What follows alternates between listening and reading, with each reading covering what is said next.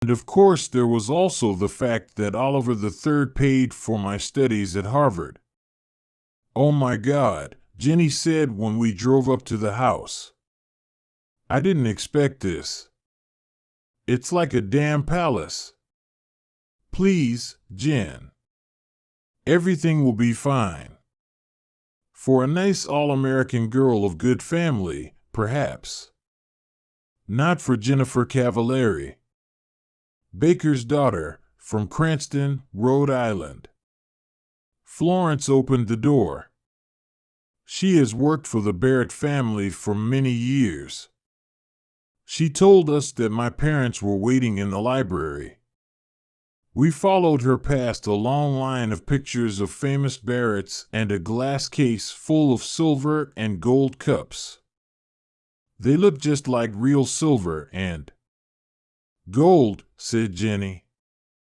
They don't give cups like those at the Cranston Sports Club. They are real silver and gold, I answered. My God. Are they yours? No, my father's. Do you have silver and gold cups too, Oliver? Yes. In a glass case, like these? No. Up in my room, under the bed. She gave me one of her good Jenny looks. We'll go and look at them later, shall we? Before I could answer, we heard a voice. Ah, hello there. It was old Stonyface. Oh, hello, sir. This is Jennifer, hello there. He shook her hand before I could say her full name. There was a smile on his usually rock-like face. Do come in and meet Mrs. Barrett. My wife Allison. This is Jennifer Calivery, I said for the first and only time I got her damn name wrong. Cavallari, said Jenny politely. Mother and Jenny shook hands. All through dinner Mother kept the polite small talk going. So your people are from Cranston, Jennifer, said my mother. Mostly. My mother came from Fall River. The Barretts have factories at Fall River, said Oliver III. Where they cheated their workers for centuries, said Oliver IV. In the 19th century, said Oliver III. What about the plans to put automatic machines in the factories, said Oliver IV. What about coffee, my mother said quickly. We moved back into the library. We sat there with nothing to say to each other. So I started a new non-conversation. Tell me, Jennifer, I said, what do you think about the Peace Corps? She looked at me in surprise. Oh, have you told them, O.B.? asked my mother. It isn't the time for that, my dear, said Oliver Barrett III, with an ask me look on his face. What's this, father? I asked, just to please him. Nothing important, son. I don't know how you can say that, said my mother. She turned to me. Your father is going to be head of the Peace Corps. Oh, I said. Oh, said Jenny in a different, happier kind of voice. Well done, Mr. Barrett. She gave me a hard look. Yes. Well done, sir, I said at last. Chapter 4. Two different kinds of father. Jenny, he isn't going to be president of the USA, after all. We were driving back to Harvard. You still weren't very nice to him about it, Oliver. I said, well done. Ha! Oliver, why are you so unkind to your father? You hurt him all the time. It's impossible to hurt Oliver Barrett III. No, it isn't if you marry Jennifer Cavill. Oliver, I know you love me. But in a strange way you want me because I'm not a suitable woman for Barrett to marry. You are rebelling against your father. My father said the same thing a few days later when we had lunch together at the Harvard Club in Boston. Son, you're in too much of a hurry.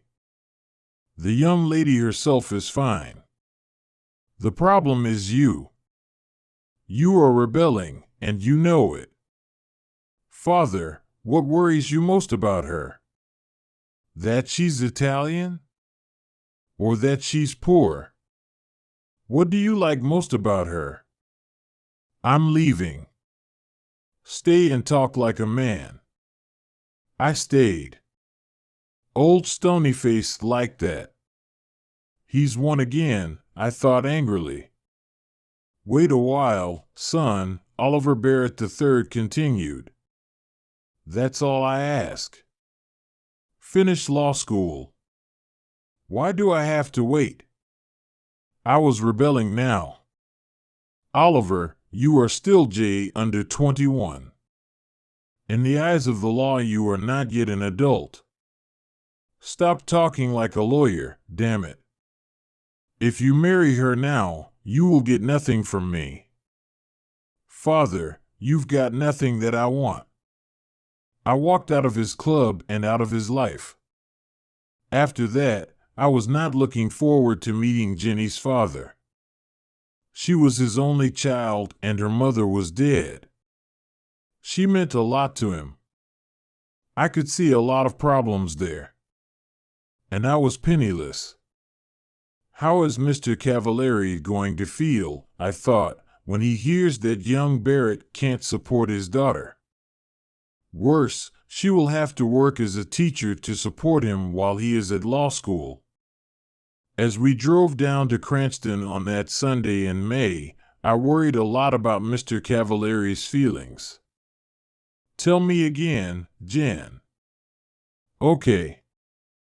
I telephoned him, and he said okay. But what does he mean by okay? Are you trying to tell me that Harvard Law School has accepted a man who doesn't know the meaning of okay? It isn't a word that lawyers use much, Jen. Just tell me again. Please. He knows you're poor, and he doesn't mind. Stop worrying, Oliver. Jenny lived on Hamilton Street. It was a long line of wooden houses with children playing in front of them and whole families sitting on their front steps. I felt like a stranger in a strange land as I parked the MG outside 189A Hamilton Street. Mr. Cavalieri's handshake was warm and strong. How do you do, sir? I said. I'm Phil, he said. Phil, sir. It was a frightening moment. Then Mr. Cavalieri turned to his daughter. Suddenly, they were in each other's arms, laughing and crying and kissing. I felt like a stranger. For some time I did not have to speak much. Don't speak with your mouth full, my family had told me when I was a child. Phil and his daughter kept my mouth full all afternoon. I don't know how many Italian cakes I ate. Both Cavalieris were very pleased. He's okay, said Phil at last. I told you he was okay, said his daughter. Well, I had to see for myself. Now I've seen him. Oliver, yes, sir? Call me Philosophy. You're okay. Later Phil tried to have a serious talk with me. He thought he could bring Oliver Barrett III and Oliver Barrett IV together again. Let me speak to him on the telephone, he said. A father's love is a very special thing.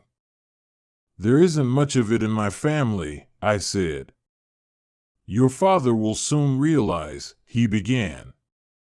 When it's time to go to the church, Phil, said Jenny gently, we don't want to be married in church. He looked surprised, then unhappy. But he spoke bravely. It's your wedding, children. You choose. It's okay by me. My next meeting was with the head of Harvard Law School. I'll need a scholarship for next year, sir, I said politely. A scholarship? I don't understand. Your father, my father has nothing to do with it, sir. We've had a disagreement, and he isn't supporting me anymore. The head took off his glasses, then put them on again. I continued. That's why I've come here to see you, sir. I'm getting married next month. We're both going to work during the summer. Then Jenny will support us by teaching. But her teaching won't pay enough to send me to law school. Sir, I need a scholarship. I have no money in the bank. Mr. Barrett, our scholarships are for poor people. And it's too late to ask for one. I do not wish to enter into a family disagreement, but I think you should go and talk to your father again. Oh no, I said angrily. I am not, repeat not, going back to my father to ask for money. When Jenny graduated from university that summer, all her relations came from Cranston to watch. We didn't tell them about our marriage plans because we wanted a quiet wedding and didn't want to hurt their feelings. I graduated from Harvard the next day. Was Oliver III there in the university hall? I don't know. I didn't look for old Stonyface in the crowd. I gave my parents tickets to Jenny and Phil, but as an old Harvard man, my father could sit with the class of '26. But why should he want to? I mean, weren't the banks open that day? The wedding was on the next Sunday. It was very quiet and very beautiful. Phil was there, of course, and my friend Ray Stratton. Jenny and I spoke about our love for each other and promised to stay together until death. Ray gave me the ring, and soon Oliver Barrett IV and Jennifer Cavallari were man and wife. We had a small party afterwards, just the four of us. Then Ray and Phil went home and Jenny and I were alone together. Jenny, we're really married. Yes. Now I can be as terrible to you as I like. Chapter 5. The first 3 years. For 3 years we had to make every dollar do the work of 2. All through the summer holidays we worked at the boat club in Dennisport. It was hard work, but we were never too tired to be kind to each other. I say kind because there are no words to describe our love and happiness together. After the summer, we found a cheap flat near the university. It was on the top floor of an old house and was actually very expensive. But what could we do? There weren't many flats around. Hey, Preppy, said Jenny when we arrived there. Are you my husband or aren't you? Of course I'm your husband. Show me, then. My God, I thought. In the street? Carry me into our first home. I carried her up the 5 steps to the front door.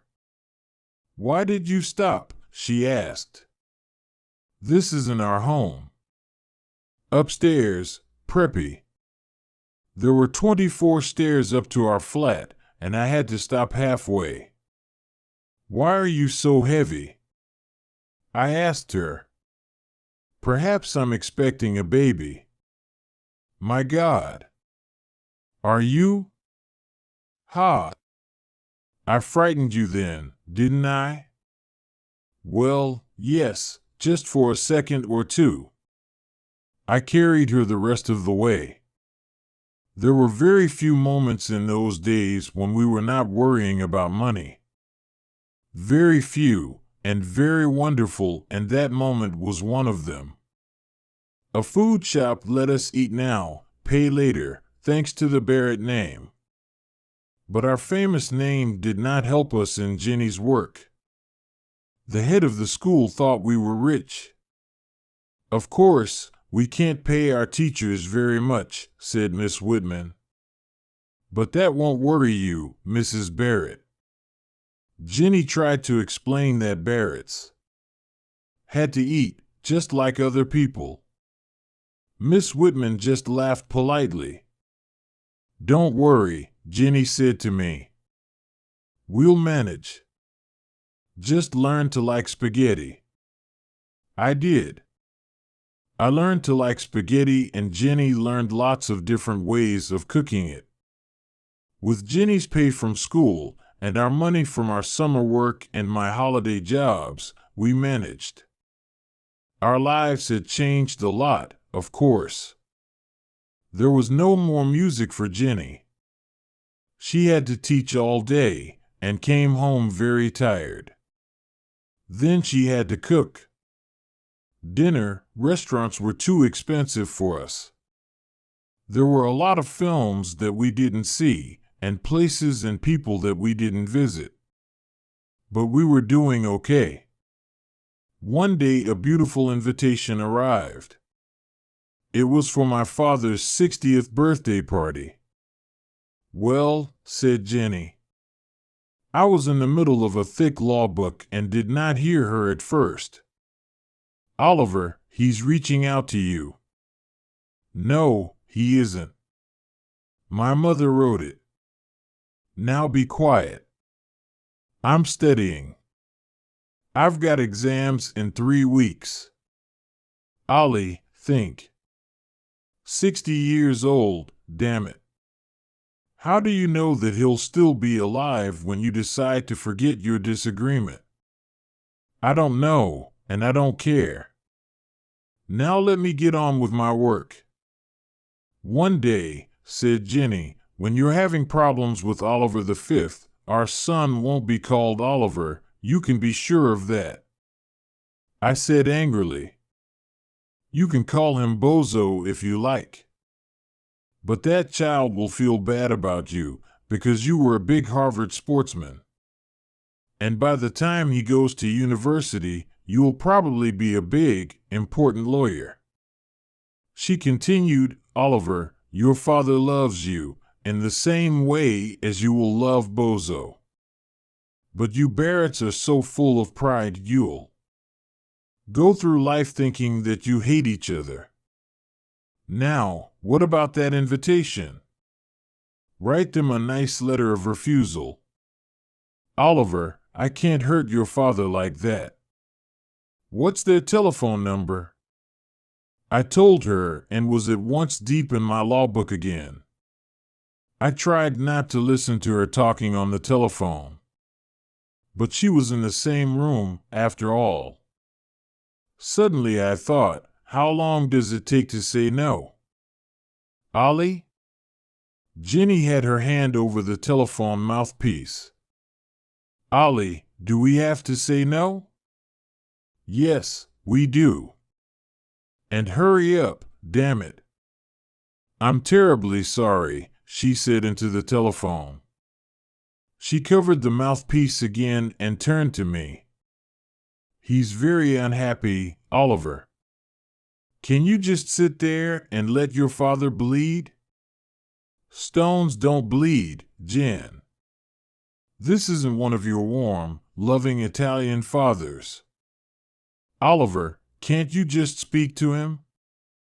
Speak to him. Are you crazy? She held the telephone towards me. She was trying not to cry. I will never speak to him. Ever, I said. Now she was crying, very quietly. Then she asked me once more. For me, Oliver. I've never asked you for anything. Please. I couldn't do it. Didn't Jenny understand? It was just impossible. Unhappily, I shook my head. Then Jenny spoke to me quietly and very angrily. "You have no heart," she said. She spoke into the telephone again. "Mr. Barrett, Oliver wants you to know," she was crying, so it wasn't easy for her. "Oliver loves you very much," she said, and put the telephone down quickly. I don't know why I did it. Perhaps I went crazy for a moment. Violently, I took the telephone and threw it across the room. "Damn you, Jenny.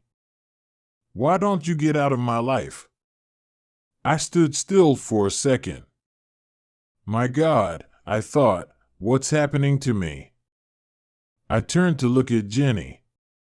But she had gone. I looked round the flat for her. Her coat was still there, but she had disappeared. I ran out of the house and searched everywhere for her. The law school library, Radcliffe, the music school. Was she in one of the music rooms? I heard somebody playing the piano, loudly and very badly. Was it Jenny?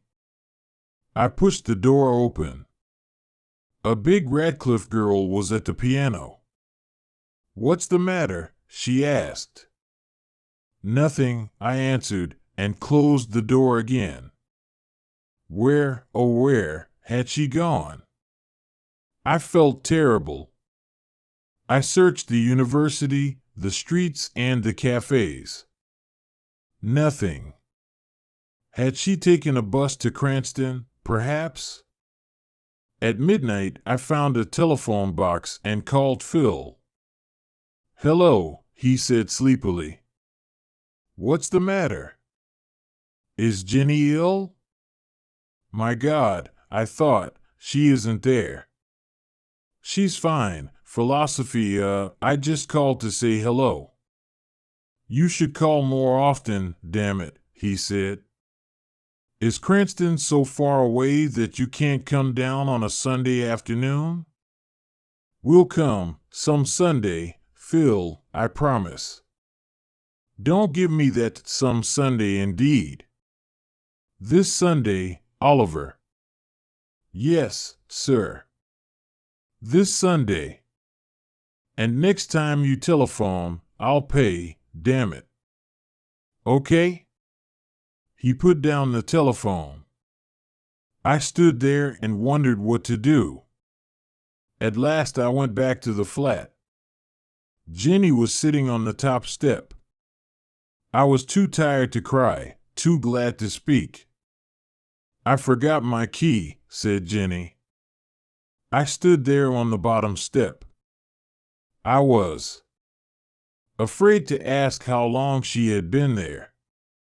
I only knew that I had hurt her terribly. "Jenny, I'm sorry, stop," she said. Then she added, "Love means you never have to say you're sorry." We walked up to our flat. As we undressed, she looked lovingly at me. "I meant what I said, Oliver." And that was all. Chapter 6. Money can't buy everything. When the letter came from the law school, it changed our lives. I came third in the final examinations, and suddenly everyone wanted to offer me jobs. It was a wonderful time. Think of it. An All-American boy with a famous name, third in his examinations, and a Harvard hockey player too. Crowds of people were fighting to get my name and number on their company writing paper. At last I accepted a job with Jonas and Marsh in New York. I was the highest paid graduate of my year too. After 3 years of spaghetti and looking twice at every dollar, it felt wonderful. We moved to a beautiful flat in New York. Jonas and Marsh's office was an easy 10-minute walk away. And there were lots of fashionable shops nearby, too. I told my wife to get in there and start spending immediately. Why, Oliver, woman, you supported me for 3 years. Now it's my turn. I joined the Harvard Club of New York. Ray Stratton was working in New York too, and we played tennis together 3 times a week. My old Harvard friends discovered me once more, and invitations arrived. Say no, Oliver. I don't want to spend my free time with a lot of empty-headed preppies.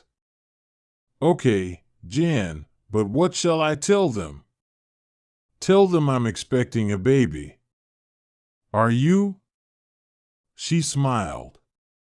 No. But if we stay at home tonight, perhaps I will. We already had a name for our child. You know, I said one evening, I really like the name Bozo. You honestly want to call our child Bozo? Yes. It's the name of a big sports star. He'll be wonderfully big and strong, I continued. Bozo Barrett, Harvard's biggest football star. We had a name for our child and we wanted him very much. But it's not always easy to make a baby, although we tried very hard. Finally, I became worried. And we went together to see a doctor. Dr. Shepard checked everything carefully. He took some of our blood and sent it away for examination. We'll know soon, he said. A few days later he telephoned me at my office and asked me to visit him on my way home that evening. Well, doctor, I said, which of us has the problem? It's Jenny, he said. She will never have children. I was ready for this news, but it still shook me.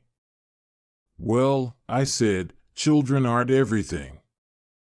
Oliver, said Dr. Shepard, the problem is more serious than that. Jenny is very ill. She has a blood disease.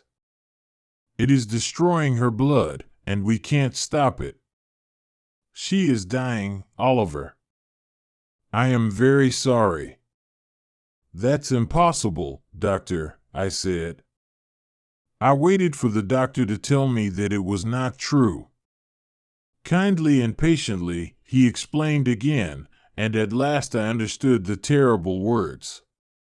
Have you spoken to Jenny, doctor? What did you tell her? I told her that you were both all right. For the moment, it's better that way.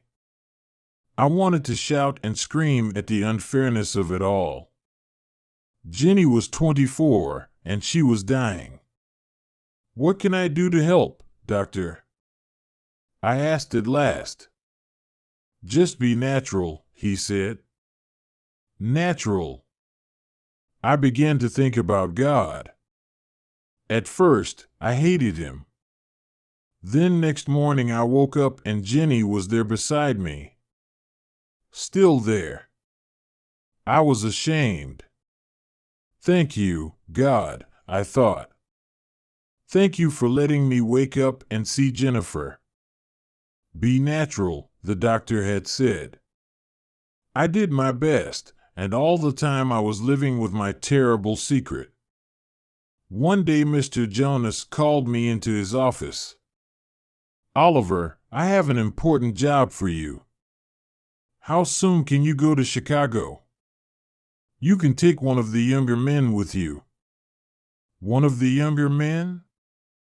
I was the youngest man in the office. I understood the message. Oliver, although you are still only 24, you are one of our top men. Thank you, sir, I said, but I can't leave New York just now. I had decided not to tell anyone about my troubles. I wanted to keep my secret as long as possible. I could see that old man Jonas was unhappy about my refusal. On the way home that day, I saw a notice in a travel shop window, "Fly to Paris." Suddenly, I remembered Jenny's words. What about my scholarship? What about Paris? I went into the shop and bought 2 tickets to Paris. Jenny was looking gray and tired when I got home. When I showed her the tickets, she shook her head. "Oliver," she said gently, "I don't want Paris. I just want you, and I want time, which you can't give me." Now I looked in her eyes and saw the sadness in them. We sat there silently, holding each other. Then Jenny explained. "I was feeling terrible. I went back to the doctor and he told me I'm dying. Now I didn't have to be natural anymore. We had no more secrets from each other. Now we could discuss things that young husbands and wives don't usually have to discuss." "You must be strong, Oliver," she said. "For philosophy. It's going to be hard for him. He needs your help. Okay? Okay. I'll be strong," I promised. I hoped Jenny could not see how frightened I was. A month later, just after dinner, Jenny was playing Chopin on the piano. Suddenly she stopped. "Are you rich enough to pay for a taxi?" she asked. "Of course." "Where do you want to go?" "To the hospital." In the next few busy, worried moments, while I hurriedly packed a bag, I realized. This is it, I thought. Jenny is going to walk out of this flat and never come back. I wondered what she was thinking. She sat there, looking straight in front of her. "Hey," I said, "is there anything special that you want to take with you?" "No," she said. Then she thought again. "Yes. You." The taxi driver thought Jenny was expecting a baby. "Is this your first?" he asked. I was holding Jenny in my arms, and I felt ready to explode. "Please, Ollie," Jenny said to me softly. "He's trying to be nice to us." "Yes," I told the driver. "It's our first. And my wife isn't feeling very well. So can you hurry, please?" He got us to the hospital in 10 minutes. "Good luck," he called as he drove away. Jenny thanked him. She was having trouble walking.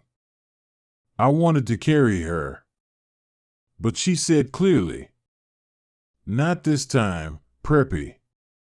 So we walked. "Have you got health insurance?" they asked us in the hospital. No. We had never thought about buying insurance. We were too busy buying furniture and kitchen things. Of course, the doctors knew about Jenny and they were expecting us. "Listen," I told them. "Do your best for Jenny. I don't care what it costs. I want her to have the best, please. I've got the money." Chapter 7. Strong Men Don't Cry. I jumped into my MG and drove through the night to Boston. I changed my shirt in the car before I entered the offices on State Street. It was only 8 o'clock in the morning. But several important-looking people were waiting to see Oliver Barrett III. His secretary recognized me and spoke my name into the telephone. My father did not say show him in. Instead, the door opened and he came out to meet me. "Oliver," he said. His hair was a little grayer and his face had lost some of its color. "Come in, son," he said. I walked into his office and sat down opposite him. For a moment we looked at each other. Then he looked away, and so did I. I looked at the things on his desk, the scissors, the pen holder, the letter opener, the photos of my mother and me. "How have you been, son?" he asked. "Very well, sir." "Father, I need to borrow $5,000. He looked hard at me. "May I know the reason?" he said at last. "I can't tell you." "Father, just lend me the money, please." I felt that he didn't want to refuse or argue with me. He wanted to give me the money, but he also wanted to talk. "Don't they pay you at Jonas and Marsh?" "Yes, sir." So he knows where I work, I thought. He probably knows how much they pay me too. And doesn't Jennifer teach too? Well, I thought, he doesn't know everything. Please leave Jennifer out of this, Father. This is a personal matter. A very important personal matter. "Have you got a girl into trouble?" he asked quietly. "Yes," I lied. "That's it. Now give me the money, please." I think he knew that I was lying. But I don't think he wanted to know my real reason for wanting the money. He was asking because he wanted to talk. He took out his checkbook and opened it slowly. Not to hurt me, I'm sure, but to give himself time. Time to find things to say. Things that would not hurt the two of us. He finished writing the check, took it out of the checkbook, and held it out towards me. When I did not reach out my hand to take it, he pulled back his hand and placed the check on his desk. He looked at me again. "Here it is, son," the look on his face seemed to say. But still he did not speak. I did not want to leave either. But I couldn't think of anything painless to say. And we couldn't sit there, wanting to talk but unable to look at each other. I picked up the check and put it carefully into my shirt pocket. I got up and went towards the door. I wanted to thank my father for seeing me. When several important people were waiting outside his office. If I want, I thought, he will send his visitors away, just to be with me. I wanted to thank him for that, but the words refused to come. I stood there with the door half open, and at last I managed to look at him and say, "Thank you, Father." Then I had to tell Phil Cavallari. He did not cry or say anything. He quietly closed his house in Cranston and came to live in our flat. We all have ways of living with our troubles. Some people drink too much. Phil cleaned the flat, again and again. Perhaps he thought Jenny would come home again. Poor Phil. Next I telephoned old man Jonas. I told him why I could not come into the office. I kept the conversation short because I knew he was unhappy. He wanted to say things to me, but could not find the words. I knew all about that. Phil and I lived for hospital visiting hours.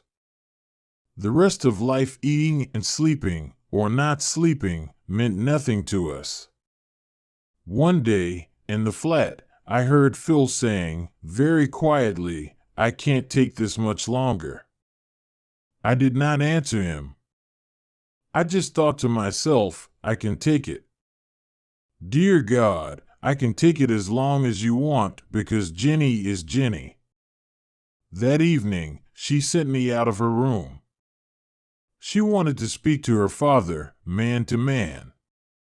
"But don't go too far away," she added. I went to sit outside. Then Phil appeared. She wants to see you now, he said.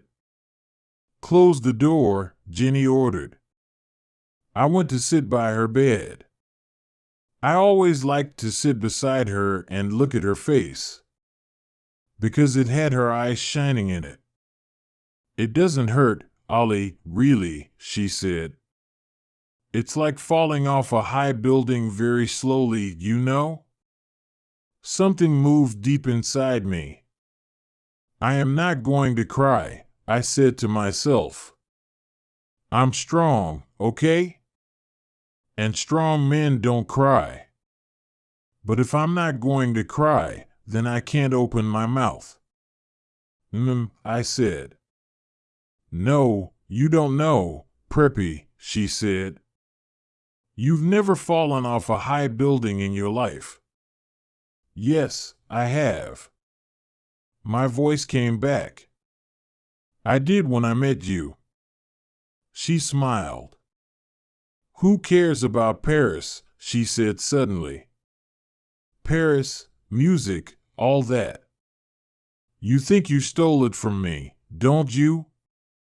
I can see it in your face. Well, I don't care, you stupid Preppy. Can't you accept that? No, I answered honestly. Then get out of here, she said angrily. I don't want you at my damn deathbed. Okay, I accept it, I said. That's better. Now, will you do something for me? From somewhere inside me came this sudden, violent need to cry. But I was strong.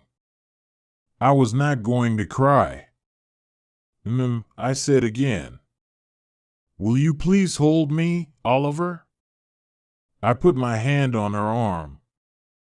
Oh God, she was so thin and held it.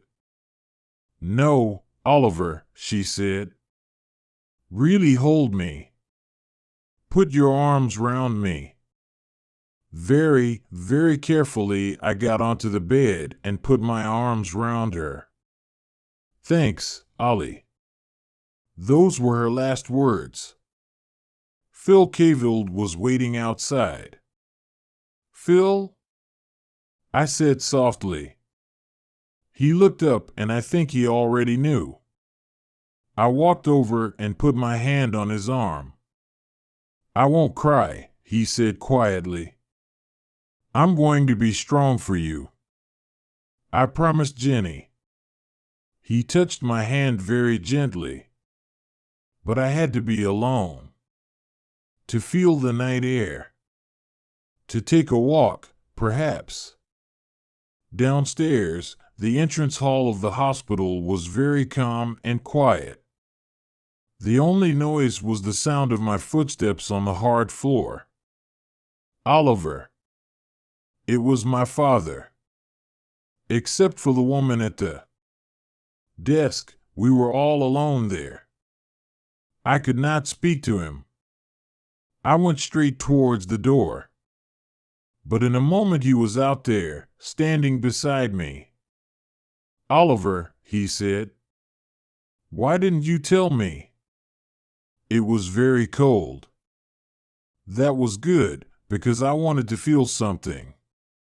My father continued to speak to me, while I stood still and felt the cold wind on my face. I heard this evening. I jumped into the car at once. I was not wearing a coat. The cold was starting to make me ache. Good. Good. Oliver, said my father. I want to help. Jenny's dead, I told him. I'm sorry, he said very softly. I don't know why I did it. But I repeated Jenny's words from long ago. Love means you never have to say you're sorry. Then I did something which I had never done in front of him before. My father put his arms round me, and I cried.